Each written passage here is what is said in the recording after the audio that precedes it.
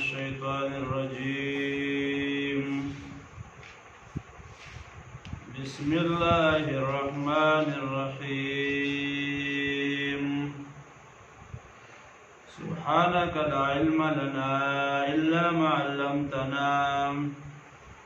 إنك أنت العليم الحكيم. رب اشرح لي صدري ويسر لي أمري واحلل عقدة من لساني يفقهوا قولي. يا أيها النبي إذا طلقتم النساء فطلقوهن لعدتهن وآتوا العدة واتقوا الله ربكم لا تخرجوهن من بيوتهن ولا يخرجن إلا أن يأتين بفاحشة مبينة وتلك حدود الله ومن يتعد حدود الله فقد ظلم نفسه لا تدري لعل الله يحدث بعد ذلك أمرا. سورة طلاق دا مدنی سورت ده. ترتیب د قرآن کې 15 شپېته او په ترتیب د نزول کې 99. بل نوم علما ذکر کوي سورة النساء القصرا.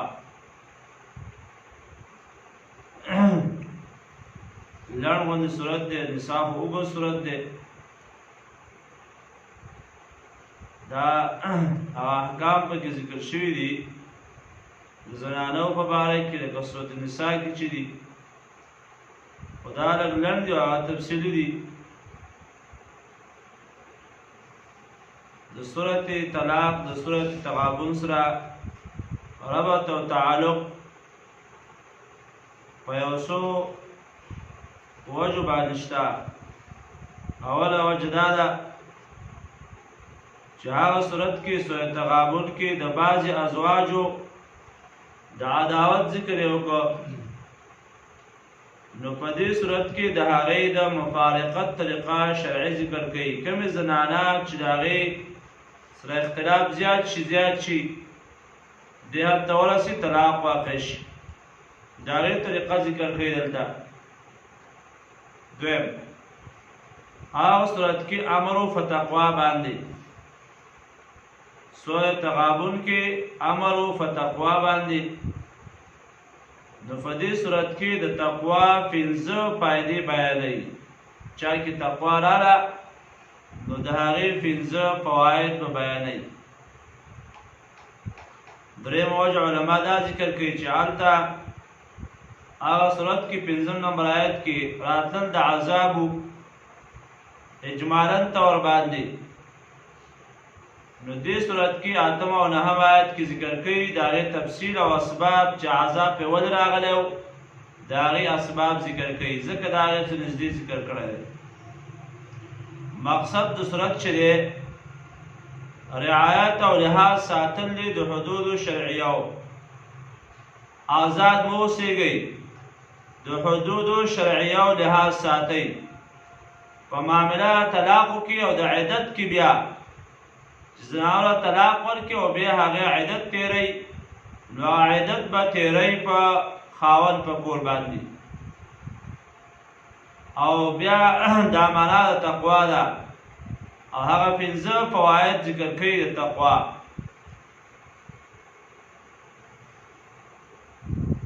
اول صورت کې د طلاق او د عدت حکم او بیا د سکنا یعنې اوسېدل د ښځې په حالات د عدت کې ذکر کوي، او بیا دې ته یې حدود ویلي دي چې دې نه به تېرېږئ نه. بیا حکم د رجوع او د عدم رجوع دی چې که دغه طلاق ورکړی شو یو یا دوه او بیا زنانه په عدت کې ده، نو په دغه حالت کې رجوع کوي د خاوند خوښه ده، که نه کوم د خاوند خوښه ده. بیا 2 فائدې د تقوا ذکر کوي او هغه بعضې قسمونه د عدت ذکر کوي، او 3 فائده به تقوا ذکر کوي پنځم آیت کې بیا هغه احکام ذکر کړي دي چې الله په امر کړی دی او د تقوا دو فائدې بیا ذکر کړي دي. بسم الله الرحمن الرحیم. مدد غواړو د الله نه په شروع کولو کې چې عام مهربان دی او خاص مهربان دی. یا ایها النبی و ای نبی صلی الله علیه وسلم اذا طلقتم النساء هر کله چې طلاق ورکول غواړئ بیبیانو ته نو فطلقوهن نو طلاق ورکړئ دوی ته لعدتهن مخکې د زمانې د عدت نه وآسوا العدة او پوره شماروئ موده د عدت او واتقوا الله یره کوئ د الله تعالی نه ربکم چې ستاسو رب دی. خطاب نبی صلی الله علیه وسلم ته دی. په دې جمله کې په دې آیت کې 8 جملې دي او په هره جمله کې ډېر احکام دي. علما ذکر کوي هغه حکمتونه شرعیه به کې 3 اوامر دي او 2 پکې نهي دي. دا نه دا چې د یا ایها النبی اے پیغمبره نو اشاره ده چې احکام شرعیه به صادریږي د الله تعالی طرف نه او رسول الله صلی الله علیه وسلم په واسطه سره بغیر د هغه نه بغیر د هغه شرع حکم شرعي نشي کېدی. نو نبی علیہ السلام خو طلاق نه دی ورکړي او نه د هغه کما زنانه بیبي طلاق کړی ده. خو دلته مقصد دا دی تقدیر د عبارت داسې دی قل للمؤمنین یا ایها النبی قل للمؤمنین اے پیغمبره دې مؤمنانو ته ووایه کله چې تاسو طلاق ورکوئ زنانو ته نو فطلقوهن طلاق ورکوئ. علامه قرطبي رحمه الله ذکر کوي چې دا صحیح ده چې دا شرع مبتدا مستقله ده خاص سبب د نزول د دې لپاره نشته عام دي. لعدتهن د مخکې د عدت د هغې نه زمانې د عدت نه وآسوا العدة او پوره شماروئ موده د عدت واتقوا الله او ویره کوئ د الله تعالی نه. عدت هغه زمانې ته ویلی کېږي چې ښځه طلاق ورکړي خاوند ښځې له او بیا هغه 3 میاشتې د هر زنانه بیا خپل عدت دی هغه ورته ذکر کوي خو کم از کم 3 میاشتې چې هغه بیا د هغه نه بل خاوند سره نکاح نشي کولی او بیا دغه 3 میاشتې به انتظار کوي هغې ته موده د عدت وایي. نو واتقوا الله ویرګئ د الله نه یره کوئ د الله نه ربکم چې ستاسو رب دی. لا تخرجوهن مو باسئ دوی لره د زنانو لره من بیوتهن د کورونو د دوی نه کم کور نه چې د خاوند کور دی یعنې د عدت به تیری په کور د خاوند کې ولا یخرجن او نه دې وځي دوی په خپله باندې نو دې وجې نه نه به په خپله باندې وځي او نه به یې څوک په زور باندې وباسي بلکې عدت به دا د خاوند په کور باندې تیری الا یاتینا بفاحشة مبینه او مگر کشری راتلی وکړه په بدۍ ښکاره سره. په بدۍ ښکاره سره د فاحشې نه علما ذکر کوي مراد دې نه وتل دي بغیر د اجازت نه بغیر د اجازت نه وتل د دغه کور د خاوند نه یا بغیر د ضرورت نه چې ضرورت نشته او بغیر د ضرورت نه وتلې ده نو هغې ته فاحشه ویلې ده. یا مراد ته نه بدزباني د ښځې ده د خاوند سره د سخرګنۍ سره چې هغه د خپل خاوند سره او د خپل خسر سره او دغسې نور د کور غړو سره بد اخلاقي کوي دې ته یې فاحشه ویلې ده. وتلك حدود الله او دا الله تعالی پولی دی څنګه چې پوله او برید دا معلوم وي دغسې احکام د عدت د طلاقو معلوم دي په دغه طریقه باندې به انسان طلاق او بیا یا رجوع په هغه طریقه باندې به کوي دا د الله پولی دي د دې نه به تېرېدل نه کوي ومن یتعدى حدود الله او چا چې تېرېدل وکړل د پولو د الله نه فقد ظلم نفسه نو یقینا ظلم یې وکړو په خپل ځان باندې زیاتې وکړو په خپل ځان ځکه الله به د هغې سزا ورکوي نو د سزا من جنس العمل وي نو د دې وجې نه ده په خپل ځان سره زیاتې وکړه لا تدري نه پوهېږي هېڅ نفس لعل الله امید دی چې الله یحدثو بعد ذلک امرا چې پیدا وکړي وروسته د دې نه بله خبره علما ذکر کوي چې د دې نه مراد بعد ذلک د دې نه دا خبره ده چې دا طلاق رجعي مراد دی خاوند ته پکار دی چې یو طلاق ورکړي او درې واړه طلاقونه په یو ځای باندې ورنکړي نو بعد ذلک یو طلاق دی یا دو طلاقونه دي چې دا ورکړي نو بیا خاوند رجوع کولی شي رغبت ورته کولی شي بیرته واپسي کولی شي دا ده او دلیل دی په دې باندې چې دا درې طلاق په یو ځای ورکول اگر چې جایز دي او واقع کیږي لیکن زیاته دی درې طلاق په یو دا اختلافي مسله بین العلماء چې دا واقع کیږي او که نه واقع کیږي یو اختلافي مسله ده خو بیا پکې عند الاحناف هغه واقع کیږي او د دلایلو په بنا باندې او نور علما وایي چې دا یو طلاق واقع کیږي او جانبین ته هغه دلایل ذکر کیږي هغه اختلافي اوږده مسله ده خو یعنې واقع کیږي درې طلاق په یو ځای باندې لیکن ظلم دی زیاتی دی نو بعد ذلک امرا اشاره ده چې د یو طلاق یا دو طلاق ورکړه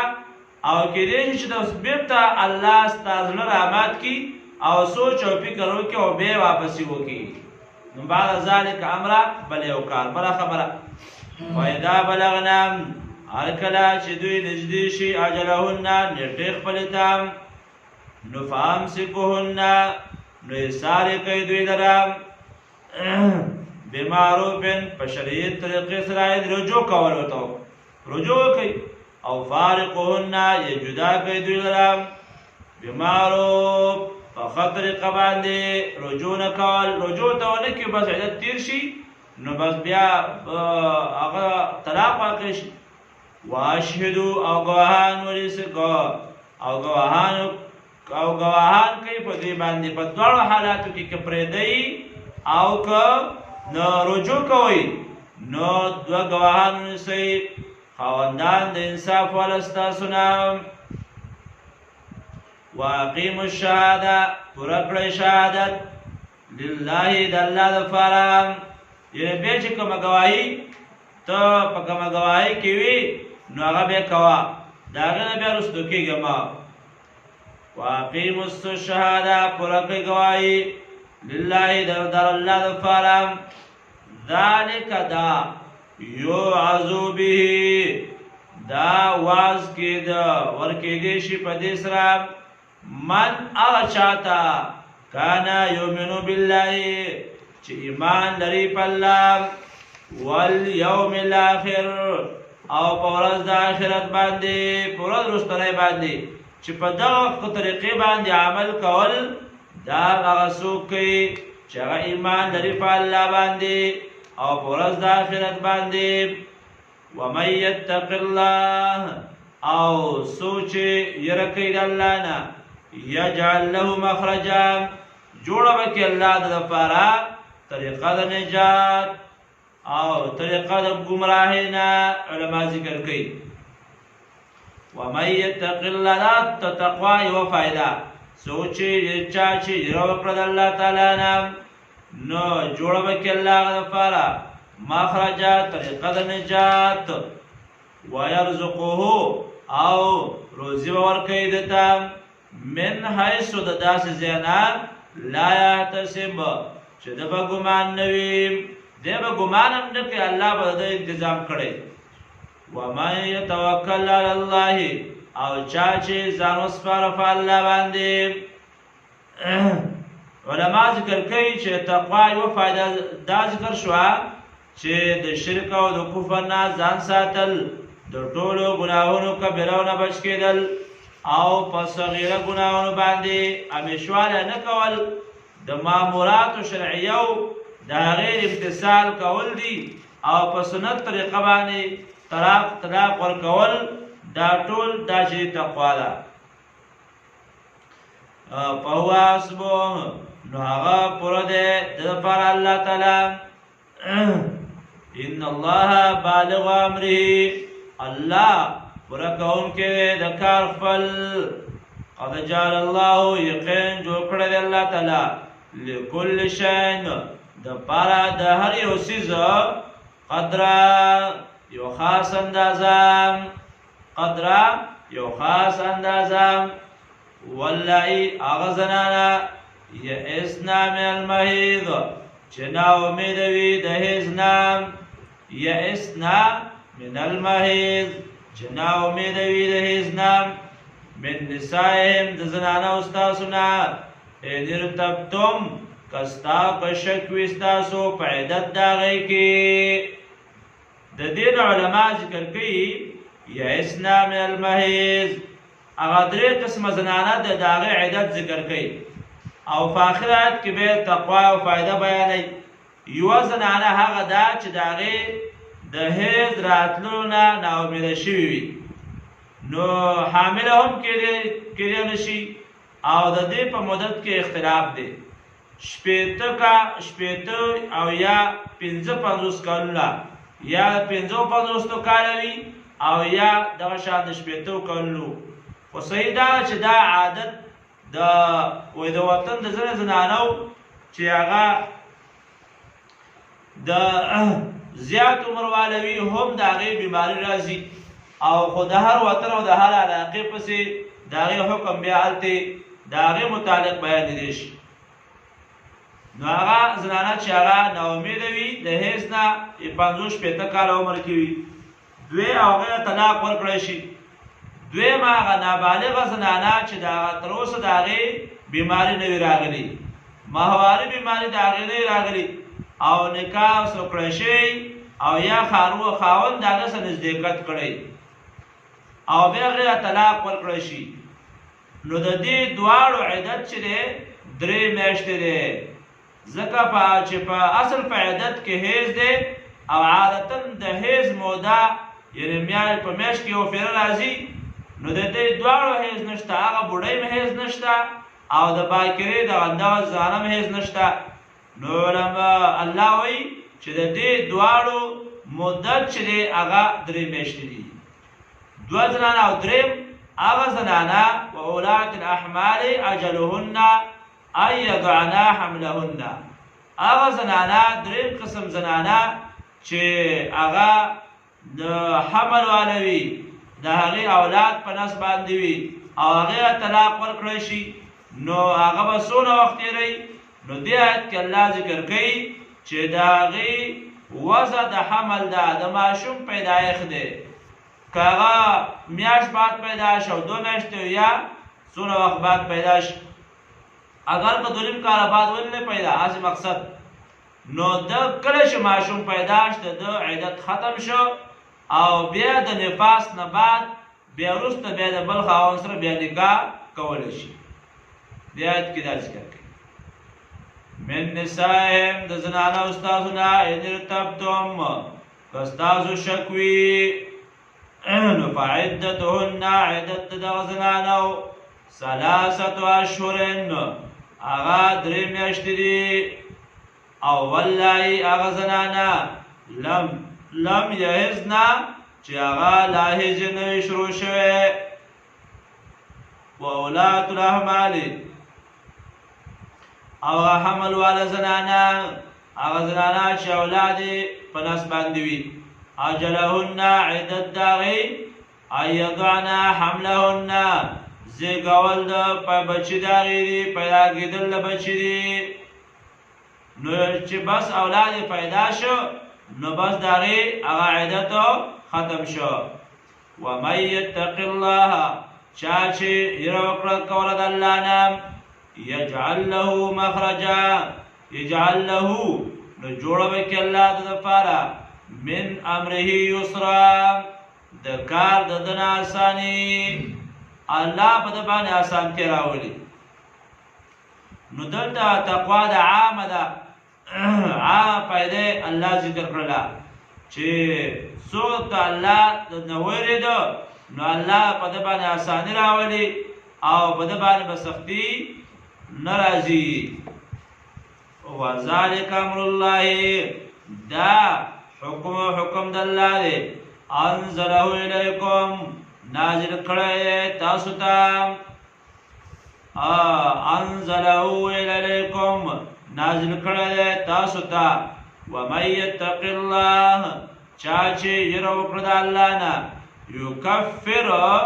لرې به کړي عنه د ده نه سیئاته هغه بدۍ او تکلیفونه د ده. نو دا د تقوا بله فایده چې څوک د الله نه وویرېده د حکم شرعي لحاظ کوي د الله تعالی په دې زنانو سره دته به اساني ورکړي. واو یسرا عام دی چې سیئاته ویعظم له اجرا او زیاته به کړي او لویه به وي د دې لپاره ثواب بدي به ترې لرې کړي او د دې لپاره به الله لوی ثواب ورکړي. نو وروسته بیا نور خبرې د دې سره متعلق هغه د وروسته آیاتونو کې ذکر کوي چې دغه زنانه به په هغه ځایونو کې اوسېږي چې هغه د خاوند کور دی او د هغې نه به په زور نه ایستی کېږي. لکه مخکې هم ذکر شو چې دا په دغه کور کې د خاوند په کور کې به عدت تېروي. نو دا د تقوا نه ده چې دغه احکام په دغه طریقه باندې په ځای باندې راوړل دا عین تقوا ده. ومن یتق الله او چا چې یره وکړه د الله نه یکفر عنه نو لرې به کړي د نه سیئاتې بدۍ د ده ویعظم له اجرا او لوی به وي د دې لپاره ثواب ویعظم له او لوی به وي د دې لپاره اجرا ثواب الله به لوی ثواب ورکړي. سبحانك اللهم وبحمدك.